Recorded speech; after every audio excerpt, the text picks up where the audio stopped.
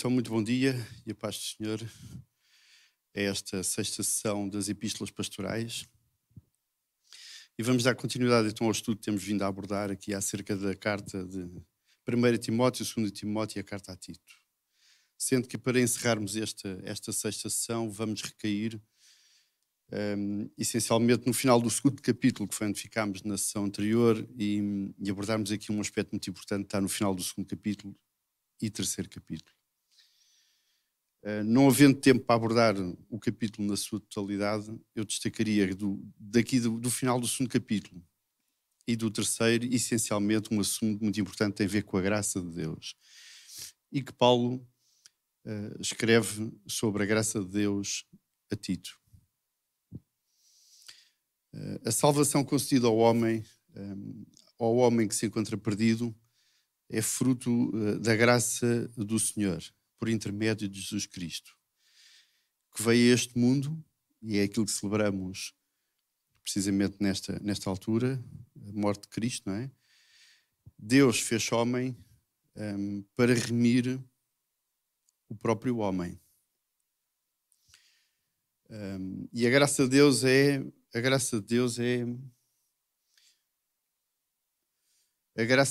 a mais extraordinária manifestação do amor de Deus, nomeadamente para todo o homem que é pecador. Mas o pecador só pode usufruir, irmãos, deste benefício, que é a graça, se reconhecer o seu estado miserável, espiritualmente falando. Só aquele que reconhece que espiritualmente está perdido e converter-se, precisamente no seguimento desse reconhecimento, converter-se à aceitação de Jesus Cristo como único e suficiente Salvador. E só dessa forma é que esse homem que se encontra perdido fica ao alcance dessa graça salvadora de Deus. Embora haja muitos significados para definir a graça, a mais comum é esta que vou aqui colocar, que todos nós conhecemos como favor imerecido de Deus. Isto é, nós não éramos merecedores. Nós não éramos merecedores, porque um dia, pelo pecado que entrou em Adão e Eva, que destituiu o homem, a raça humana, da presença de Deus, nós não éramos merecedores pelo pecado de estarmos na presença do Senhor. Contudo, o Senhor dispensa esta graça a todo o homem e a toda a mulher. Esta graça é retratada no final do capítulo 2, aqui na carta a Tito, irmãos, e estende este favor divino ao pecador. É uma graça salvadora, segundo a qual Deus, o soberano de todo o universo, soberano, concede ao homem esta oportunidade de se voltar a reconciliar com o Senhor, mediante este sacrifício de Jesus na cruz. E esta graça, que é uma graça salvífica, porque permite-nos a salvação, tem como origem este favor divino, não é? Este favor que o Senhor nos faz a nós, motivada pelo amor que Ele tem por quem Ele um dia criou. Isto é, a mim, a ti, criados por Deus em grande amor. Se nós formos às nossas Bíblias em Efésios, no segundo capítulo e no versículo 8, Efésios, no segundo capítulo, no versículo 8, Paulo diz que, porque pela graça sois salvos, por meio da fé, e isso não vem de vós, não parte de nós, esta salvação, não depende de nós, esta salvação, é dom de Deus. Porque Deus ama-nos de uma forma tremenda, que nem a nossa mente, na verdade, consegue, eu diria, percepcionar e ter esta amplitude completa do amor do Senhor. O amor é tão infinito, tal quanto é a sua infinitude por nós, que mesmo não sendo merecedores, desta salvação, porque quem voltou as costas a Deus fomos nós, ainda assim o Senhor nos alcança pela sua misericórdia com esta graça. E nós ainda hoje vivemos o tempo da graça. Em João também encontramos algo muito interessante. No 5º capítulo, no versículo 24,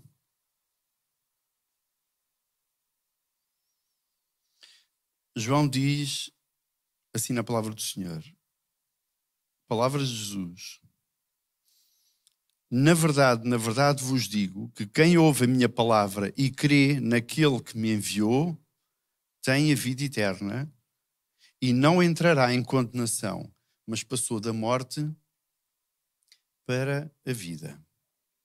Até aqui a palavra do Senhor. Então, para ser salvo, o homem tem que dar ouvidos à palavra de Deus, não é? Tem que escutar, tem que ouvir.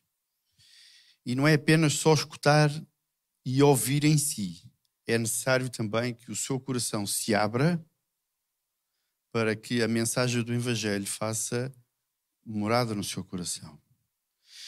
Nem sempre só aquele que escuta e ouve e a entende é salvo, porque há muitos estudiosos que estudam a Bíblia, leem a Bíblia e estudam-na profundamente, contudo, não se convertem. Então, só ler e só ouvir não chega, é preciso que o coração abra o suficiente para que a mensagem do Evangelho, a mensagem da palavra do Senhor, faça morada no seu interior e o possa transformar. Então, somente reunir estas condições, ouvir e crer não chega, é essencialmente necessário que haja mais uma questão que tem a ver com o obedecer à palavra. E só que abre o coração é que, na verdade, obedece ao Senhor. Obedecer à palavra de Deus. Na carta a Tito, irmãos, Paulo declara esta questão de uma forma muito enfática. E se formos a Tito 2, no versículo 11, se abrirem as vossas Bíblias em Tito 2, no versículo 11, a palavra do Senhor diz que porque a graça de Deus se há manifestado, trazendo salvação a todos os homens. Isto não quer dizer que a salvação a todos os homens é automática e incondicional.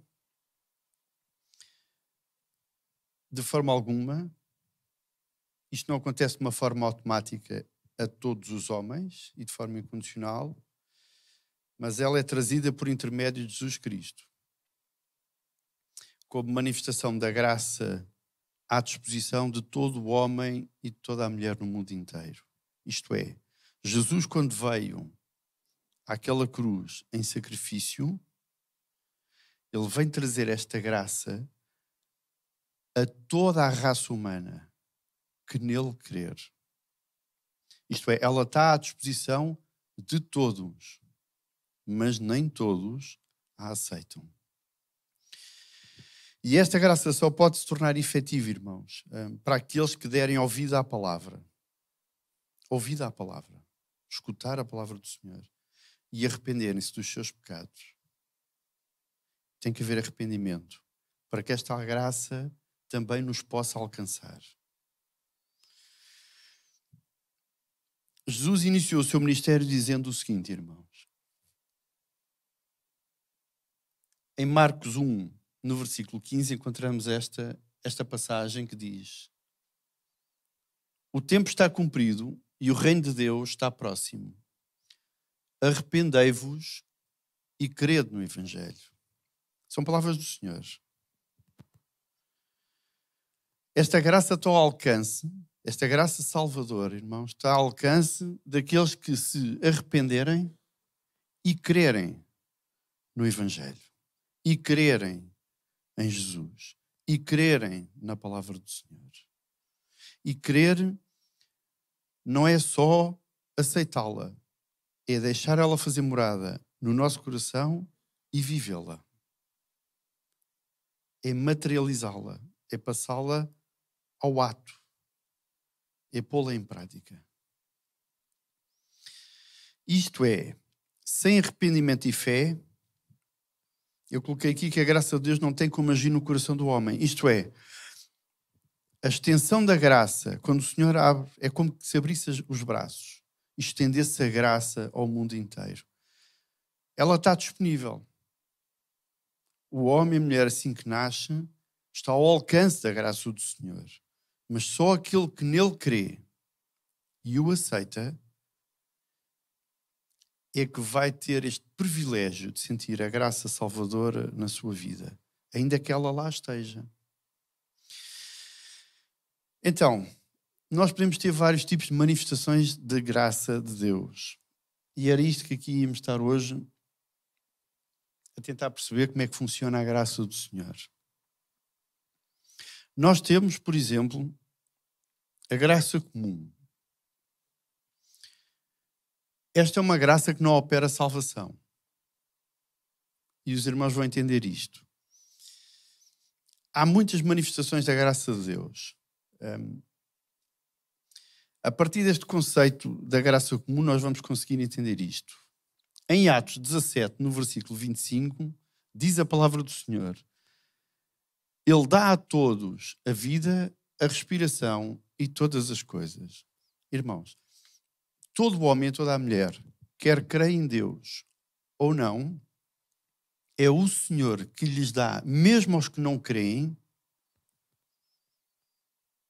a vida, a respiração e todas as coisas que o rodeiam.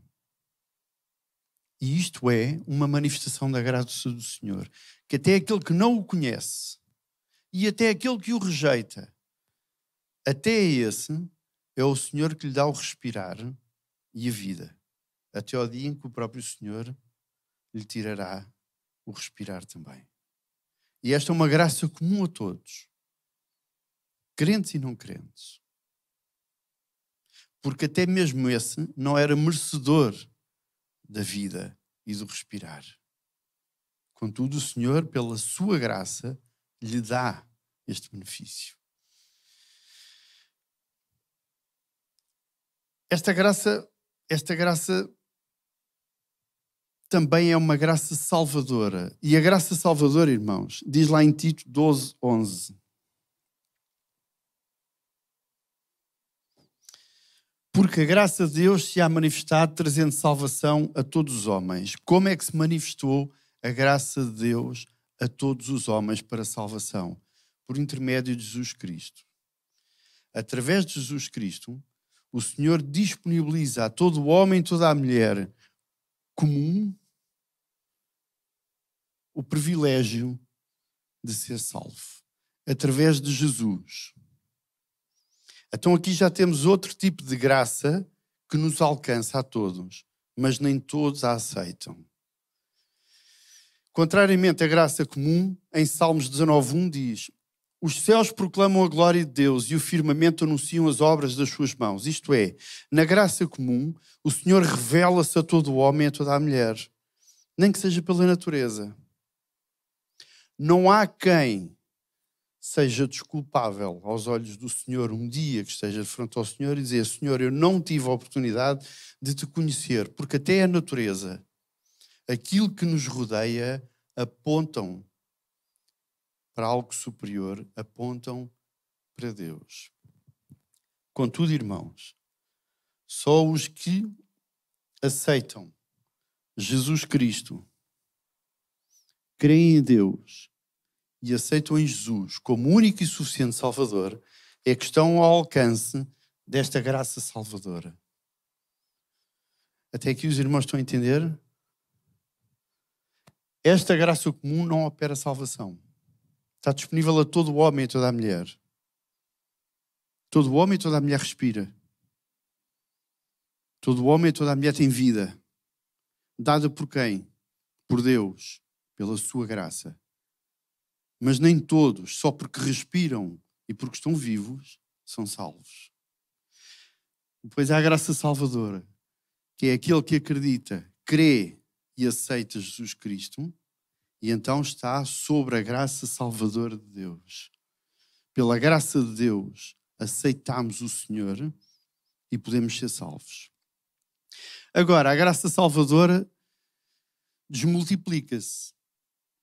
Desmultiplica-se. E desmultiplica-se como, irmãos? Da seguinte forma.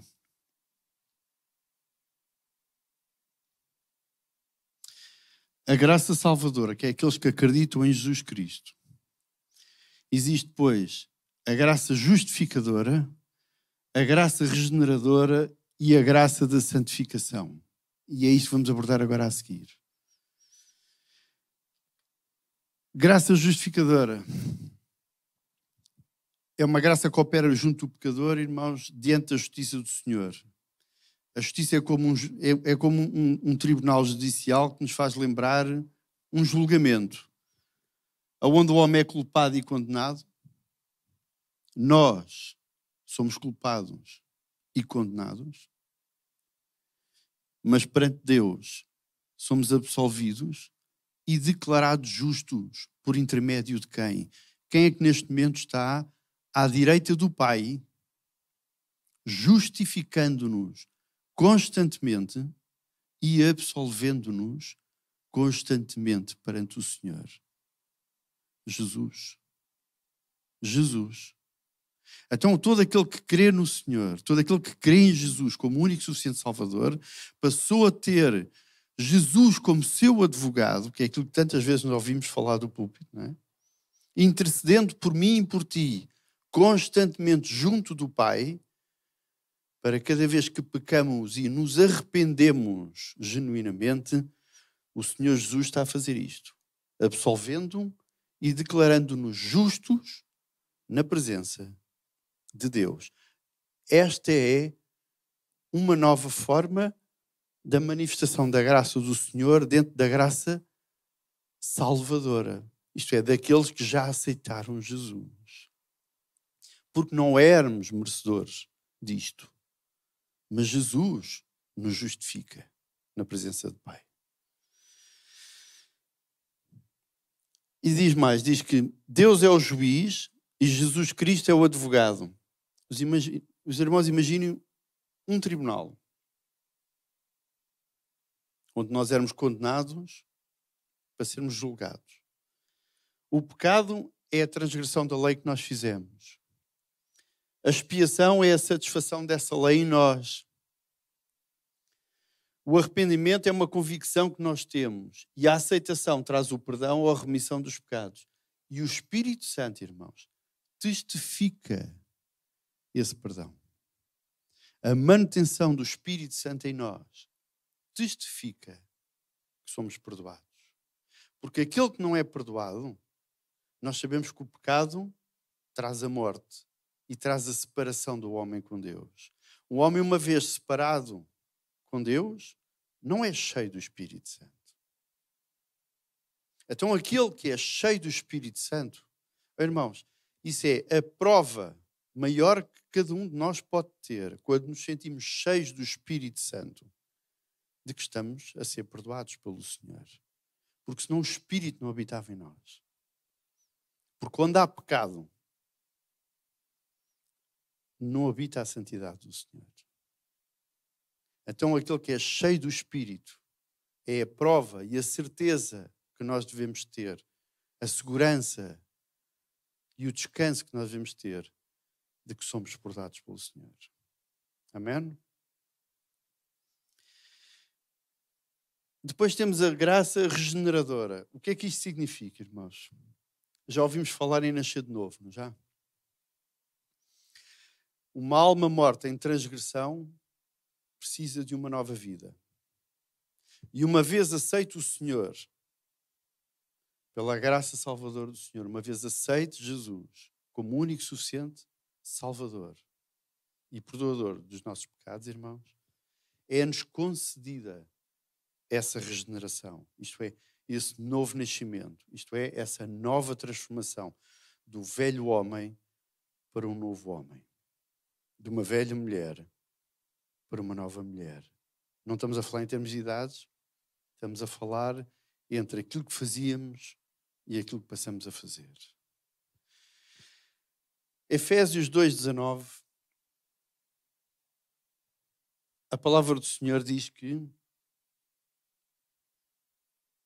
uma vez nascido de novo, essa pessoa passa a fazer parte da família de Deus. Assim já não sois mais estrangeiros nem forasteiros, mas concidadãos dos santos e da família de Deus. Isto é, uma vez nascido de novo, uma vez regenerado por Deus, uma vez uma nova vida, uma transformação feita por Deus nas nossas vidas, nós passamos a ser filhos de Deus. Não só criaturas de Deus, mas passamos a fazer parte da família de Deus. Irmão de Jesus. Irmãos uns com os outros. E passamos a adotar o nosso Pai. Aliás, nós não adotamos o Pai. O Pai é que nos adotou a nós, como filhos. E passamos a ter como Pai Deus. Essa regeneração é automático, é instantâneo. No mesmo momento em que de coração aceitamos o Senhor, Jesus, Ele nos transforma. Os irmãos estão a seguir o filme que tem estado a passar na televisão, nomeadamente a Bíblia. Foi ontem que havia uma passagem em que é a passagem de Paulo, que a caminho de Damasco, o Senhor teve um encontro com ele. Lembrando, irmãos, que Paulo era um dos maiores perseguidores da igreja. Dos maiores perseguidores dos cristãos. Ele mandava matá-los. E ele dizia que tudo o que os apóstolos diziam e que o Senhor Jesus tinha dito era blasfémia, era uma heresia. A verdade é que quando o Senhor teve aquele encontro com Paulo, a vida de Paulo mudou 180 graus. Foi radical. O homem que mais matava e perseguia tornou-se dos homens mais estudados agora na Bíblia. Estas epístolas foram escritas por Paulo. Porque ele nasceu de novo. Ele foi regenerado pelo Senhor. Foi dom de Deus. Não dependia de Paulo, porque se dependesse de Paulo, irmãos, ele fugia e mandava perseguir e matar. Foi o dom de Deus de dizer, eu te escolhi para me servir. E a vida dele mudou. Ele foi regenerado. Ele tornou-se outro. E foi instantâneo, irmãos. Ele não demorou anos para isto acontecer. Ele ficou cego e quando Ananias se dirige a ele, a pedido de Deus, a pedido de Jesus, para lhe impor as mãos e o curar, quando Ananias chega perto dele, já Paulo estava rendido ao Senhor. E porque Paulo estava rendido e transformado já nesse momento, porque ele próprio pedia perdão a Ananias, Ananias a seguir quando lhe impõe as mãos, Paulo viu.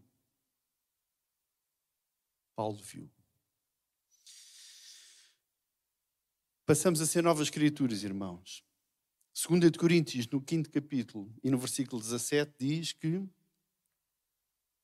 assim que alguém que está em Cristo, isto é, uma vez aceitando o Senhor, uma vez sendo nós de Cristo, nova criatura é. As coisas velhas já passaram, eis que tudo se faz novo. Então, pela regeneração, o homem é feito esta nova criatura, irmãos, e passa a ser tornado filho de Deus. O Novo Testamento apresenta a figura de ser criado de novo. Por exemplo, 2 de Coríntios 5, versículo 17, e também fala da nova renovação aqui na carta de Tito, no 3º capítulo e no versículo 5. Ele diz que não é por obras da justiça praticadas por nós, isto é, nós não somos regenerados pelas nossas obras, e nós já falámos aqui na sessão anterior acerca das obras, não são as obras que nos salvam, mas elas devem existir como frutos. Mas segundo a misericórdia de quem, irmãos? De Deus. É pela misericórdia do Senhor que nós somos regenerados. É pela misericórdia de Deus, por cada um de nós, irmãos, que o Senhor nos renova a nossa vida. Quando nós estamos rendidos a eles. E Ele nos salvou mediante o lavar regenerador e renovador do Espírito Santo. Isto é, como é que esta regeneração é operada na nossa vida? Porque uma vez aceitando o Senhor, o Espírito de Deus habita em nós. E uma vez nós nos tornamos templos do Espírito Santo de Deus, irmãos, o Espírito Santo opera. Ele muda. É Ele que nos ajuda a deixarmos o velho homem e a tornarmos neste novo homem. Amém? Contudo, a figura mais conhecida é a palavra nascer, é a palavra gerar e a palavra dar à luz, conforme diz, por exemplo, o Evangelho de João, no 3º capítulo e no 3º versículo. Diz a palavra do Senhor: a isto respondeu Jesus: em verdade te digo, que se alguém não nascer de novo, não pode ver o reino de Deus. E aqui é que a porca torce o rabo. Então já percebemos que podemos aceitar o Senhor, acreditar naquilo que ouvimos, lermos a palavra do Senhor, mas, amados irmãos, isto é tão importante, e convém a gente sublinhar isto nas nossas Bíblias. Isto são palavras do Senhor Jesus. Não adianta tudo isso e somente isso. Aquele que não nascer de novo, isto é, aquele que não deixa a velha vida e não permite que o Senhor, o Espírito Santo, no nosso coração, nos renove e nos faça nova criatura, não verá o reino de Deus. Isto é um alerta para aqueles que ainda acreditam no Senhor, contudo não permite que o Espírito Santo os renove e os transforme. Então chegamos à graça santificadora, irmãos. A graça santificadora. Diz assim Hebreus 12, no versículo 14. Segui a paz com todos, e depois diz, e segui a santificação, sem a qual ninguém verá o Senhor. Então não é só nascer de novo. É preciso entrarmos no processo de santificação. Isto é, permitir que o Espírito Santo que nos está ali e nos transformou numa nova criatura, a seguir completa a boa obra em nós. Até quando, irmãos? Até a vinda do Senhor ou até nós partirmos para o Senhor. Porque o processo de santificação é diário, constante e sucessivo. Não tem fim.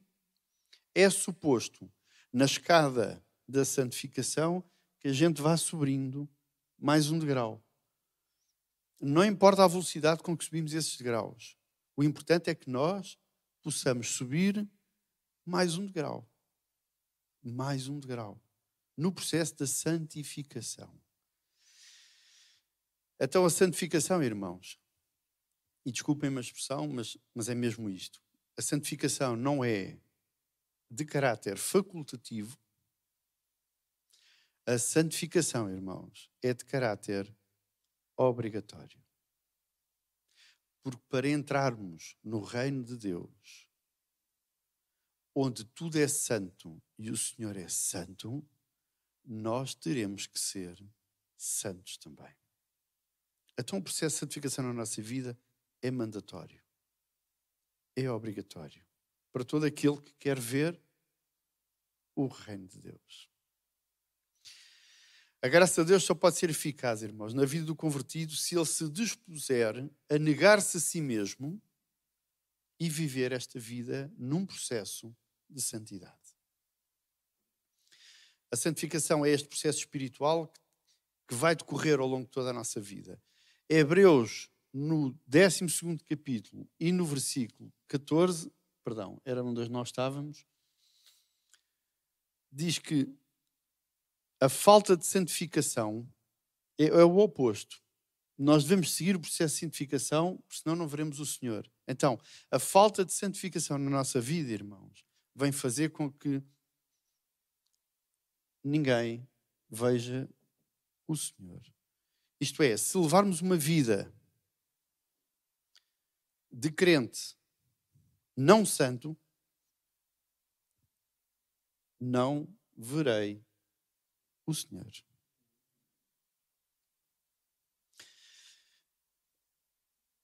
Amados irmãos, Paulo doutrinou aos Coríntios, por exemplo, acerca da salvação.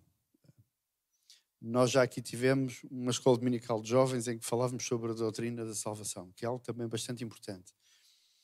E ele demonstrou isso de forma muito consistente aos crentes, que para ser salvo e permanecer no caminho estreito, como diz lá em Mateus, nós para sermos salvos temos que permanecer no caminho estreito, na porta estreita.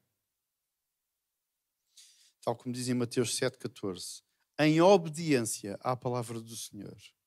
E nós temos que ser obedientes, irmãos. E fazer de acordo com aquilo que a palavra do Senhor nos manda. Em 1 Coríntios 15, do versículo 1 ao versículo 12, irmãos, ele diz aqui duas coisas muito interessantes. A palavra do Senhor diz, também vos notifico, irmãos, o evangelho que já vos tenho anunciado, o qual se recebeste e no qual também permaneceis, pelo qual também sois salvos, se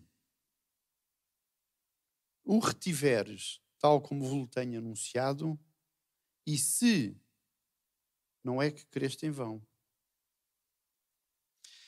E eu de propósito destaquei aqui os ses.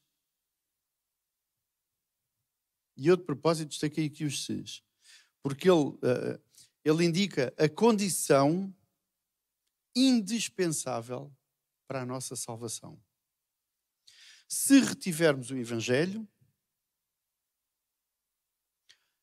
se é que não queremos em vão. Então, eu não posso ter crido em vão em Jesus e eu tenho que reter o Evangelho. São as duas condições obrigatórias para a manutenção da nossa salvação. Porque há muitos que já acreditaram em um Senhor e já aceitaram o Evangelho, mas perdeu-se o reter o Evangelho. E muitos perdem a salvação, porque deixam de reter, acolher a palavra do Senhor. Não é? Sem esta permanência e esta retenção, irmãos, dos ensinos de Jesus, a fé do crente é vã e morta. E eu vou acelerar um bocadinho, estamos quase a terminar, mas só para garantir que passa tudo. Se nós abrirmos Tiago, no 2º capítulo e no versículo 17, a palavra do Senhor diz, assim também a fé, se não tiver obras, por si está morta. Só valorizando a graça salvadora, irmãos, só valorizando esta graça que nos salva, que está ao nosso alcance, é que o crente pode fazer parte do povo de Deus. Amém? Paulo diz a Tito, no 2º capítulo e no versículo 14, irmãos, que Jesus se deu a si mesmo por nós para nos remir de toda a iniquidade e purificar para si um povo seu especial, zeloso e de boas obras. É isto que o Senhor pede de nós, irmãos. Um povo zeloso, que é considerado especial para o Senhor, mas para boas obras. Amém? E diz a Pedro, lá em 1 Pedro, no 2º capítulo e no versículo 9, diz, vós, porém, sois raça eleita, nós, irmãos, que cremos no Senhor, somos raça eleita, sacerdócio real, nação santa, povo de propriedade exclusiva de Deus, irmãos, a fim de proclamares as virtudes daquele que vos chamou das trevas para a sua maravilhosa luz. Amém? E nós não nos podemos esquecer destes versículos. Nos dias presentes há muita pregação. Encontramos muita pregação, até nas redes sociais, irmãos.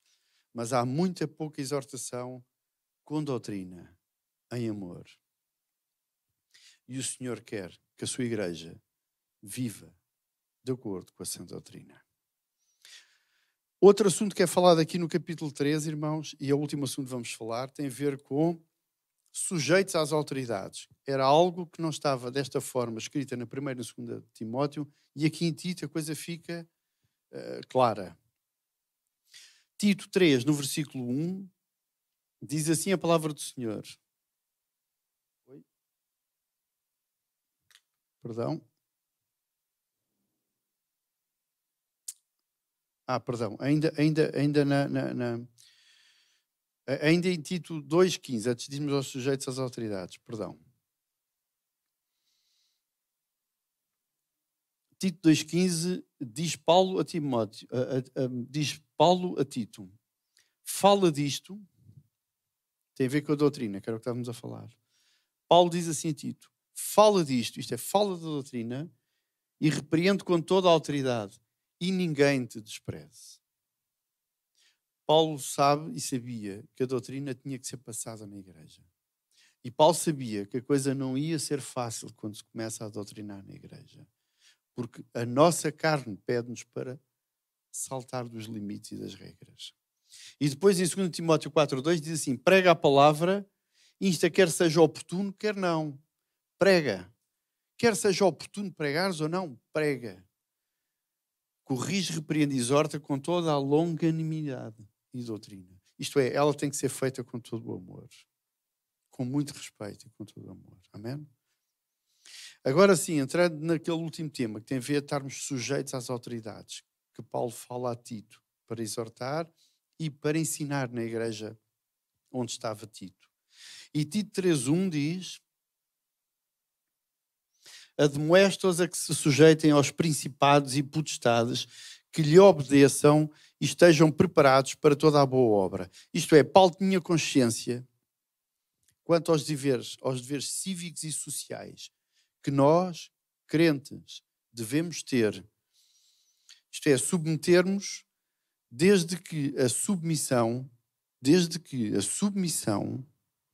não viole, não implique desobedecer à lei de Deus. Os irmãos estão a entender? Estais sujeitos a todas as autoridades, aos governos. Claro que sim, devemos. Desde que aquilo que eles nos peçam não se queira sobrepor à lei de Deus. E nesta parte de carta de Paulo, ele exorta a Tito que os crentes devem estar sujeitos, e ele usa aqui esta expressão, aos principados e potestades. É uma linguagem antiga, é uma linguagem pesada, mas que na linguagem corrente, na linguagem atual, é o mesmo dizer que o cristão deve ser sincero à obediência e à sujeição aos atuais governos. É isso que quer dizer. Ressalvando que esta obediência cívica não deve mesmo se sobrepor à de Deus. Os irmãos estão recordados de um seminário dado pelo nosso irmão Orlando Ferreira, em que falava sobre as duas cruzes? O papel da igreja alemã, que acabou por perder esse papel porque deixou que a autoridade civil, social e política se sobrepusesse à autoridade de Deus, e vejam a asneira que o mundo viveu. Não esquecemos aquilo que diz em Mateus 22, do versículo 17 ao 21, irmãos, que diz: a César o que é de César, a Deus o que é de Deus. Não podemos esquecer isto. Amém? Então esta passagem em Tito 3.1 termina com a seguinte observação. E eu coloquei aqui bem sublinhado, só para não perdermos. Os irmãos, se quiserem sublinhar nas vossas Bíblias, sublinhem, porque isto é muito importante. Que lhes obedeçam, isto é, que nós possamos obedecer aos governantes, e que estejamos preparados para toda a boa obra. E, irmãos, respeitar e estarmos prontos para a prática de toda boa obra não significa toda e qualquer obra. É só a boa obra. Então, aquilo que eles nos pedirem, que nos levem à prática de toda e qualquer obra, não está de acordo com a palavra do Senhor. Está bem assim? Muito bem. Depois temos aqui, no terceiro capítulo, do versículo 2 ao versículo 3, eu resumi aqui muito rapidamente para não perdermos tempo, até porque é algo que já foi abordado na primeira e na segunda carta de Timóteo, que tem a ver com a relação humana, a nossa relação interpessoal como crentes e até junto daqueles que não são crentes. E aqui ele volta a reforçar, desta vez a Tito, que ninguém infama ninguém, não sejam contenciosos, a falta de mansidão, ele volta a falar, falta de insensatez nós não devemos ter, desobediência é algo que também não deve fazer parte do nosso viver, servir às concupiscências e deleites da carne também é algo que todos nós sabemos que não é a boa prática cristã, irmãos. Vivendo em malícia e inveja, odiosos e odiando uns aos outros. Reparem, quando Paulo fala disto e adverte Tito para falar na igreja sobre isto, é porque Paulo sabe claramente e por experiência própria que isto existe. Muito bem, então avançando, depois temos também do versículo 4 ao versículo 7, toda esta regeneração então que o Espírito Santo vai fazer em todas estas pessoas para que nós deixemos estas más obras e nos tornemos novas criaturas no Senhor. E assim chegamos ao final do versículo 7 do 3º capítulo. Eu não iria expor mais sobre Tito, porque ele basicamente resume-se depois a esta questão. O que eu achava interessante e vos desafiava era a lerem Tito novamente, agora depois de abordarmos estes assuntos. Porque quando começarmos a ler Tito, que é uma carta muito pequenina, a relembrar-nos daquilo que já abordámos, as coisas parece que ganham alguma clareza. E fechava com uma conclusão que acho que seria muito interessante podermos concluir. Eu fechava aqui com uma conclusão e gostava de vos ler aquilo que eu aqui preparei para concluirmos, porque eu coloquei aqui que a graça de Deus manifestada por Cristo, irmãos, é para reter isto. É a forma mais exaltada, mais alta da maior expressão de amor de Deus por nós. Está bem? Que depois da queda, lá em Adão e Eva, rompeu-se esta ligação do homem com o Senhor. Mas por intermédio de Jesus Cristo, irmãos, nós podemos voltar a esta reconciliação tão necessária para a nossa salvação. É Ele o nosso mediador.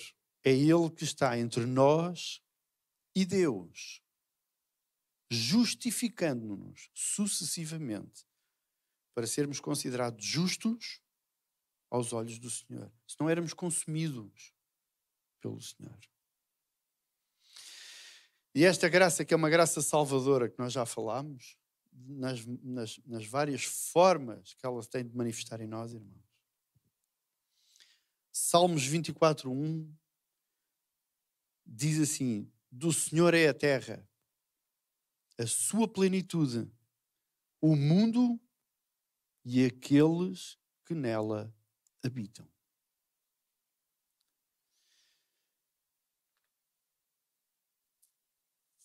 Todos os seres humanos pertencem a Deus por direito de criação. Todos, até aqueles que não creem nele, pertencem ao Senhor. Mas para sermos salvos, precisamos de nos tornar filhos de Deus, irmãos. Crendo no Senhor Jesus como seu Salvador. E isto é muito importante. É muito importante. E chegamos assim ao nosso final, irmãos. Ao final do estudo das epístolas pastorais, onde aquilo que fizemos não foi estudar versículo a versículo, foi estudar tema a tema que Paulo ia levantando nas suas cartas, e podemos perceber porque é que Paulo levantava estes assuntos e porque é que Paulo pedia a estes dois obreiros, novos, jovens, para exortar, ensinar os crentes nas igrejas onde eles foram plantados, para dar seguimento àquilo que foi fundado por Paulo nas suas viagens missionárias. Agradecer a vossa dedicação e o vosso compromisso em me escutar, a paciência de me ouvir estes domingos sucessivos, mas é tão importante a doutrina do Senhor como pilares fundamentais e estruturais para um crescimento são da Igreja do Senhor. E eu gostava de me despedir com um versículo para todos vós e para mim também. Irmãos, Oséias 6:3 diz assim este versículo: então conheçamos e prossigamos em conhecer ao Senhor todos os dias da nossa vida. Que Deus ricamente vos abençoe, que vos possa guardar nestas circunstâncias atuais e marcamos encontro para um próximo seminário em breve. Queira Deus assim também. Amém? Que Deus vos abençoe.